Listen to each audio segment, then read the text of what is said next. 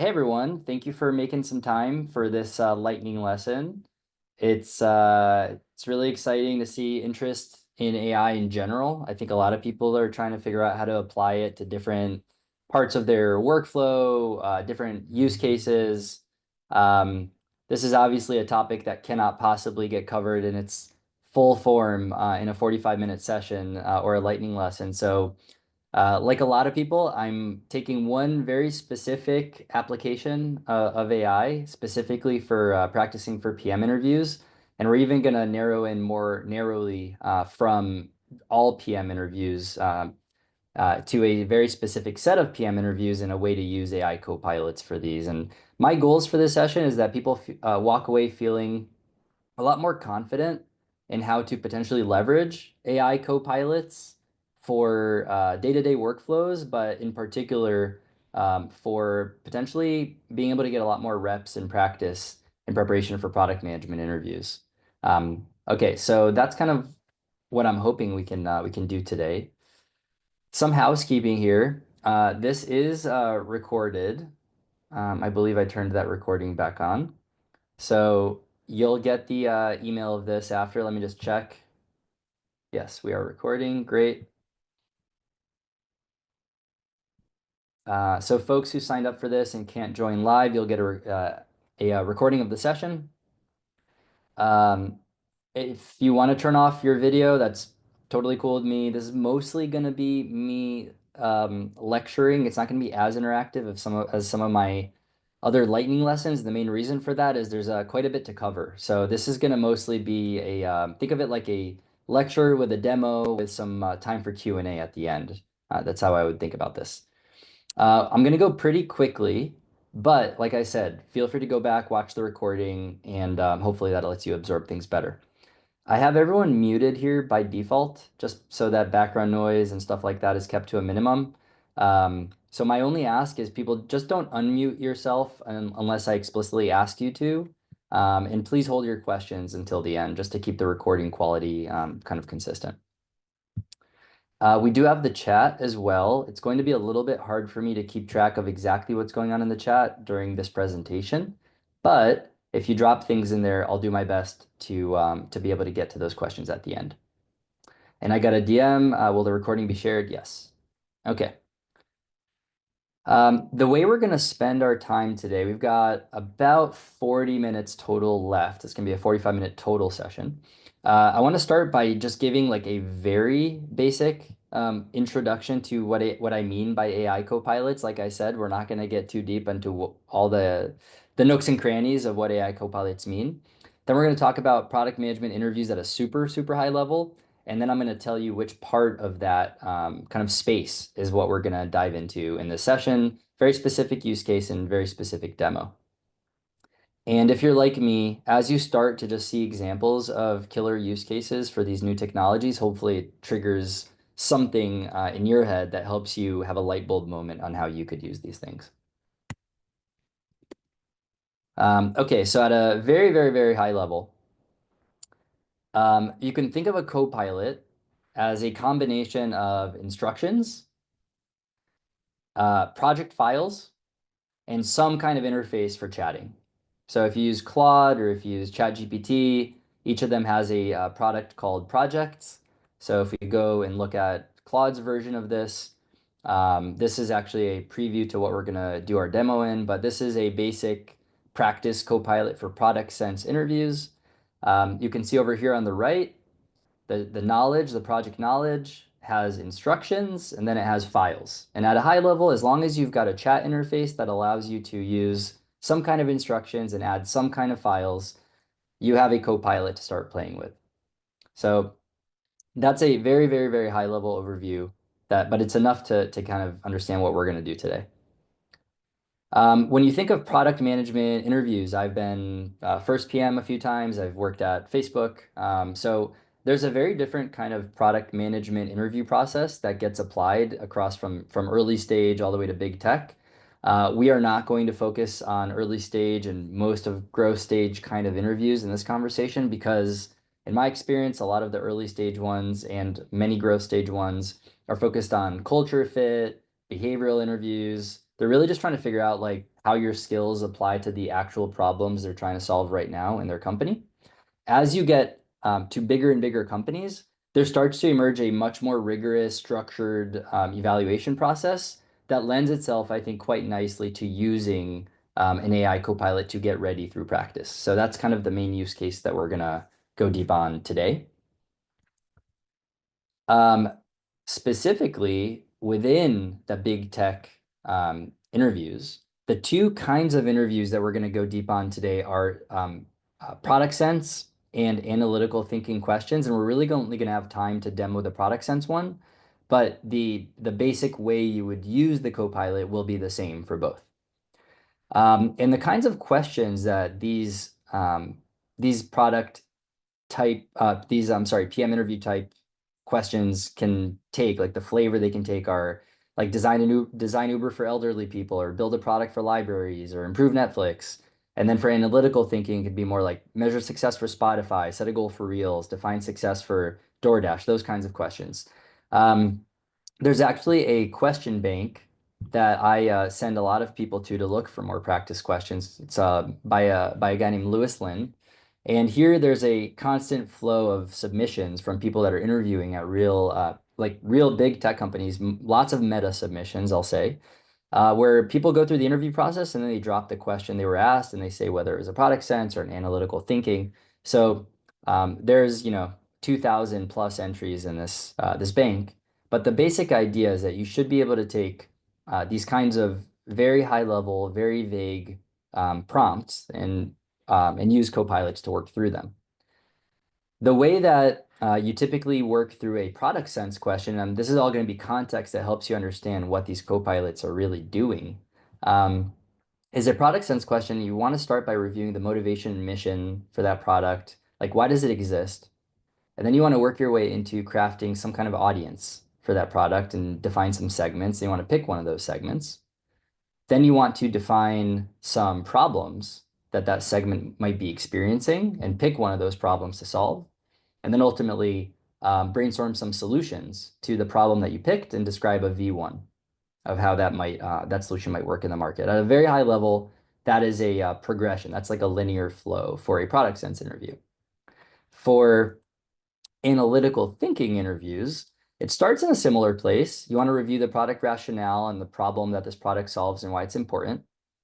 But then you want to get into defining the high-level ecosystem players, what the value of participating in the ecosystem is, and then what are the key actions that they take to realize the value of participating in the ecosystem. And then you want to define some metrics that help you measure and track these actions being taken, like number of people taking these actions and frequency with which these actions get taken. And then you want to use what you've done in the ecosystem health metric section to establish some kind of North Star metric that drives value for the largest number of ecosystem players. I'm going to critique that metric and set some counter metrics that help you make sure that as you drive your North Star metric up and to the right, that is healthy growth that's not running into unintended problems. And then at some point in this interview, usually at the end, you'll get asked a trade-off question. And there's different flavors of trade-off question, but you'll want to make some kind of structured evaluation of multiple options. It could be which feature should live at the top of this very prominent page, or it could be breadth versus depth trade-off question, where you can either have like this number of people doing like this number of things, or you could have like this number of people doing like this number of things, right? It could be like those kind of trade-off questions. We're not going to get too deep into that today. I talk a lot about it in my course and some of the other lightning lessons. I go deep, particularly on these how to ace these interviews. I have lightning lessons. They're entirely free. And you can go deep on how to think about the interviews at large. But I just wanted to provide a little bit of context before we talk about how to use AI copilots to practice for these. Let's talk for a second about just practice in general, right? So if you're trying to get ready for product sense and analytical thinking interviews, you've got a few options. You could work with a coach, someone like me. There's a bunch of coaches, let's be honest. They're generally expensive and they provide personalized and actionable feedback. But it's not possible for everyone to use coaches as often as you want to. There's also the ability to practice with peers. So this is people getting together, doing mocks with each other. I've worked with some folks who do like 30, 40 free mocks with other people. However, the feedback that they get could result in some false positives and false negatives. False positives being someone telling you really did a good job on an interview when in reality there were really big gaps in your performance, so it could mislead you into a false sense of confidence. Or you could get false negatives, which tell you that you did something poorly in that interview or you had a big gap when in reality that maybe is not even something that the interviewer would be looking for. So I think that's one piece that's missing with peer practice. And I think now, hopefully, you'll explore using an AI copilot to practice. These are really inexpensive. You could think of them as the cost of a Claude Pro membership or a ChatGPT Pro membership, like 20 bucks a month, right? So hopefully you're not interviewing for too many months where that becomes a real problem. But if you're on the market interviewing for 3 months or 4 months, it's less than 100 bucks, right? So to get as many reps as you want. So I think it's a very scalable, inexpensive way to get practice.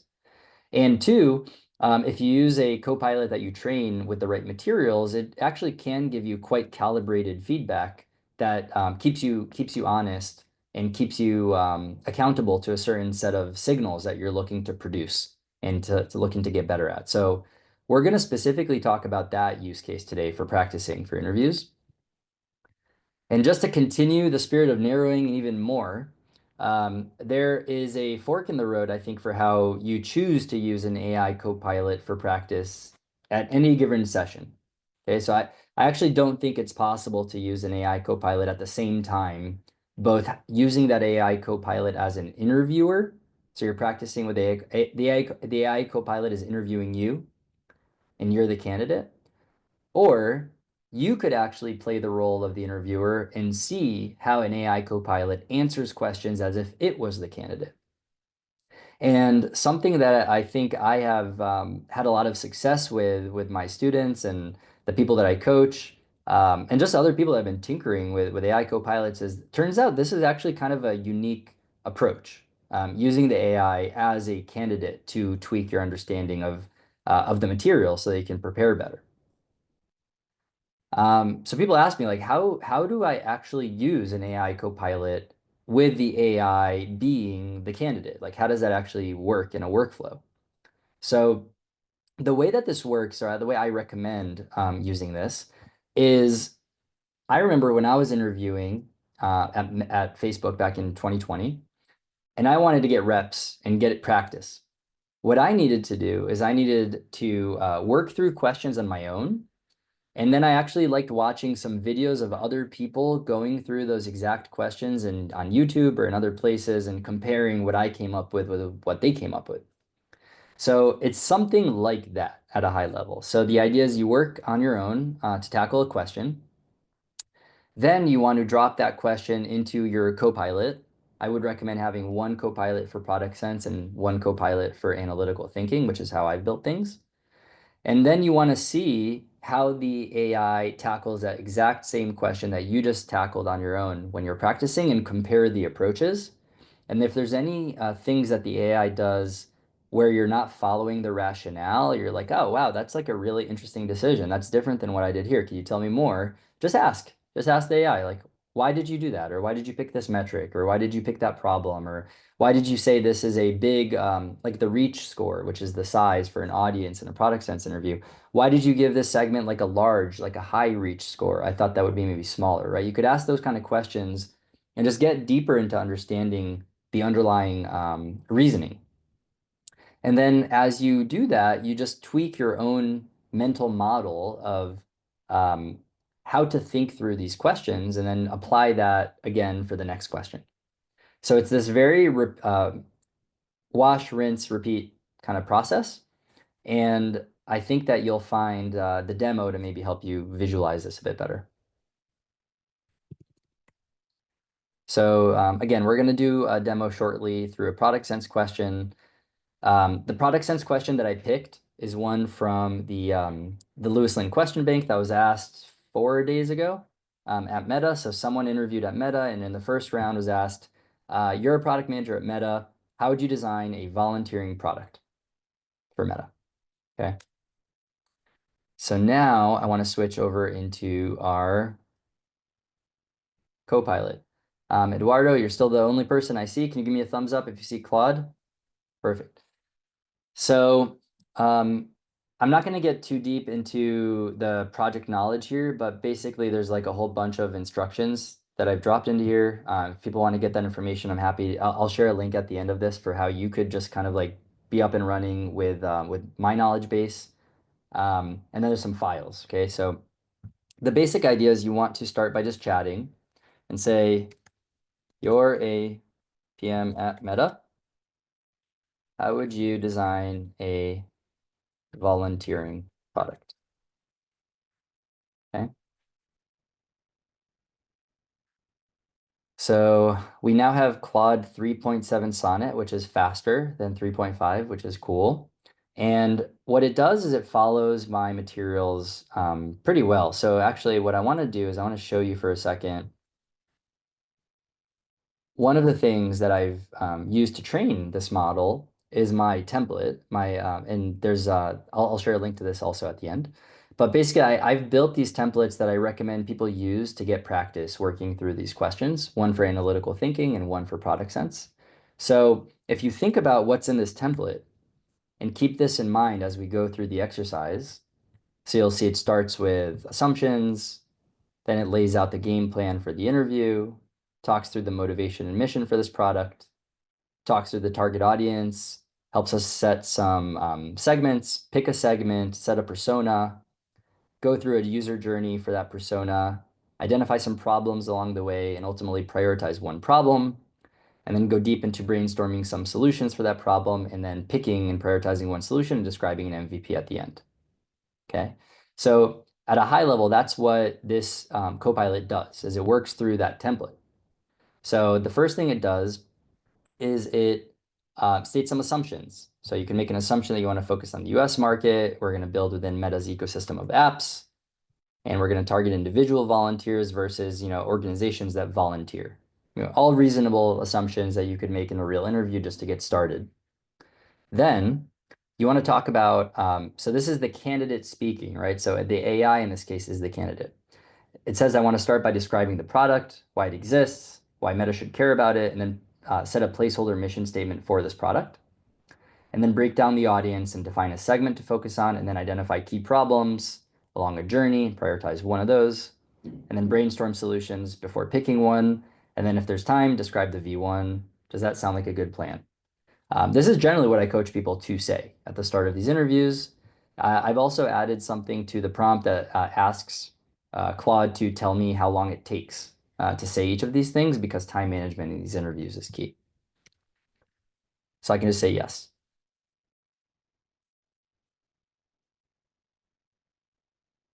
Cool. So now it's getting into describing the product, why it matters, and it's going to help us define a placeholder mission statement. So we've got our meta volunteering platform, describes what it might be, connect individuals with volunteering opportunities, leverage the social graph, can discover opportunities, coordinate, share experiences, all within one ecosystem. That's like the potential promise of a product like this. Why it matters, Meta's mission of building community, volunteering has a positive impact. Volunteering discovery and coordination can be fragmented. The social graph provides certain opportunities, and then it can strengthen community bonds where Meta is already investing and interested. So then you could set a placeholder mission statement, like to make volunteering opportunities accessible, as accessible as connecting with friends, etc. So you can come up with a mission statement here. This is generally solid. In a real interview, I might, like nudge, ask some follow-up questions. And if you're using a Copilot like this, you're welcome to ask some follow-up questions and understand the reasoning more. But generally, spending 2 minutes on this section of the interview after thinking for like a minute or two is what I usually recommend.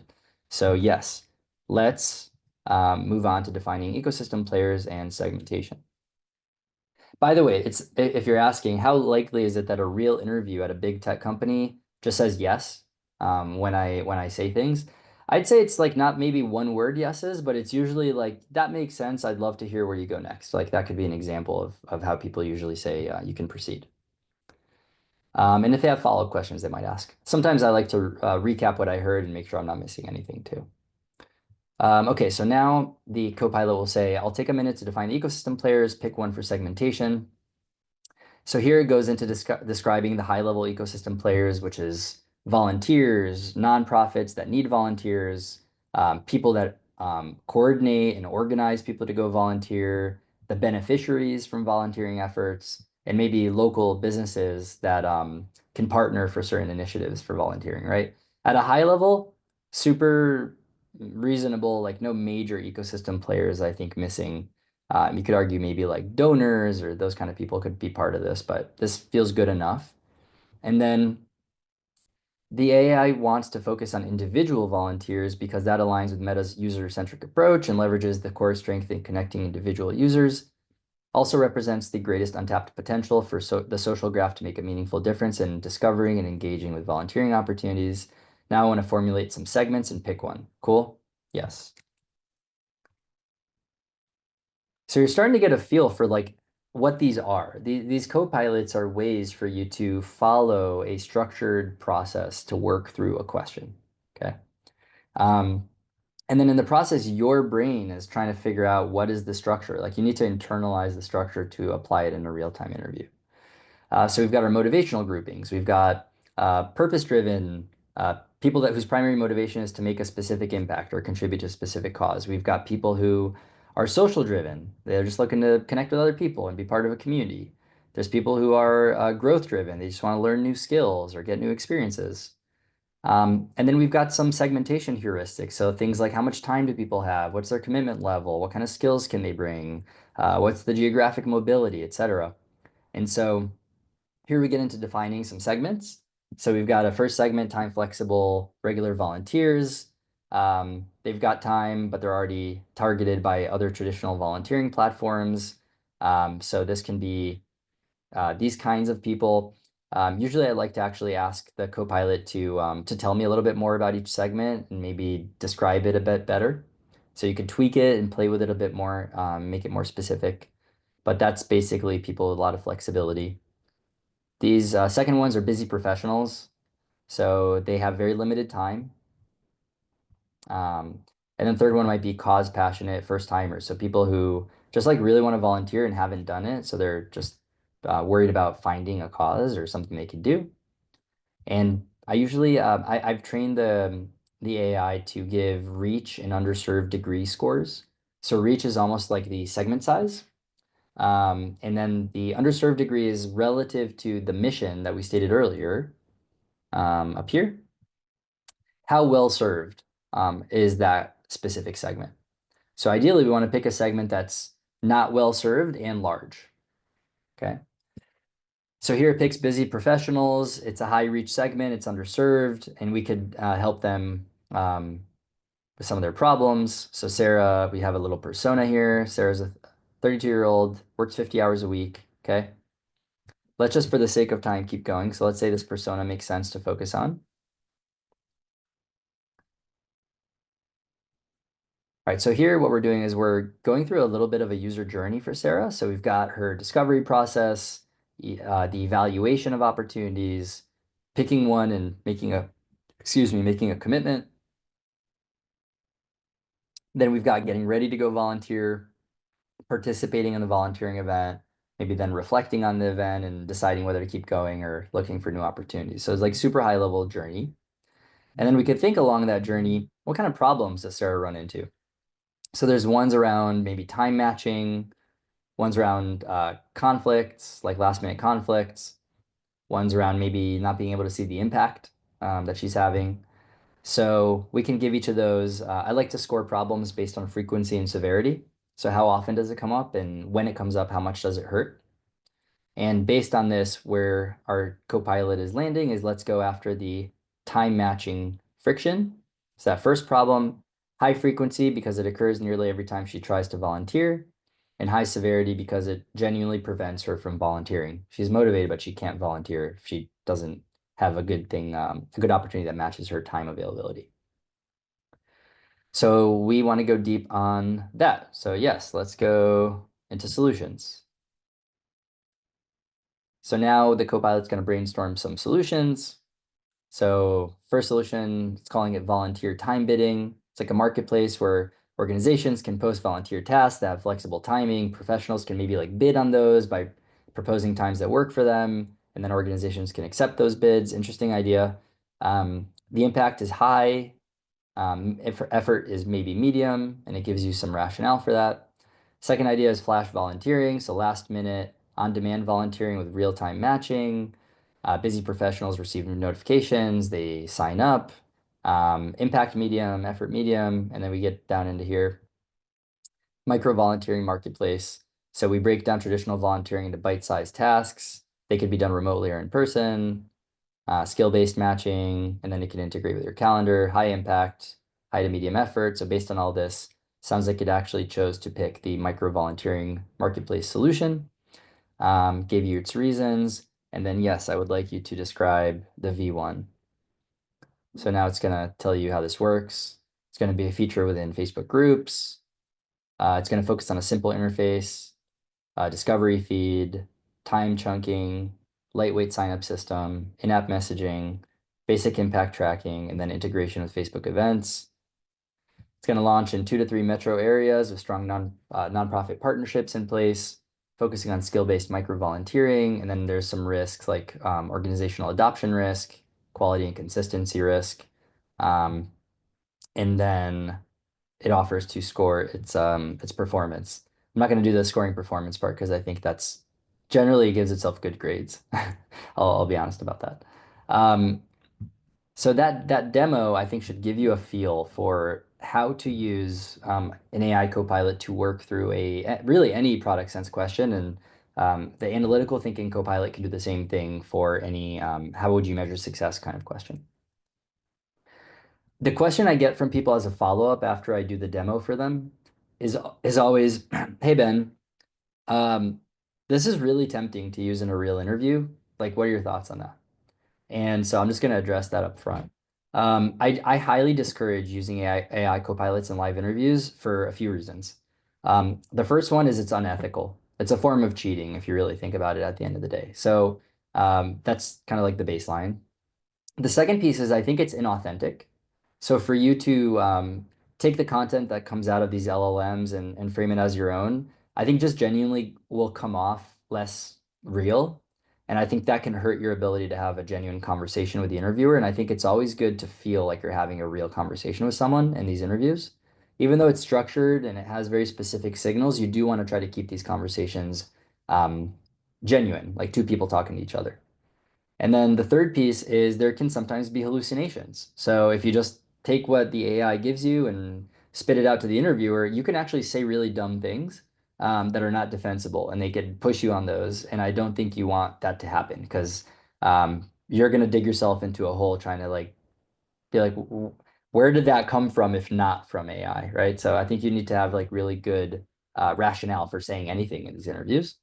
And then the last one is I think it's really just a matter of time until every company has some kind of preventative measures in place to make sure people don't use AI to cheat during interviews. So I just don't think it's a sustainable strategy. Even if you're not worried about hallucination, you're not worried about inauthenticity and the unethical boundaries don't bother you, I still think it's not like a viable strategy for it could be months before there's just very clear ways to detect people using AI in these interviews. I just wouldn't coach it as a good strategy. Okay, we're about to transition into Q&A. That was just like a lot of me talking. We've got 15 minutes left.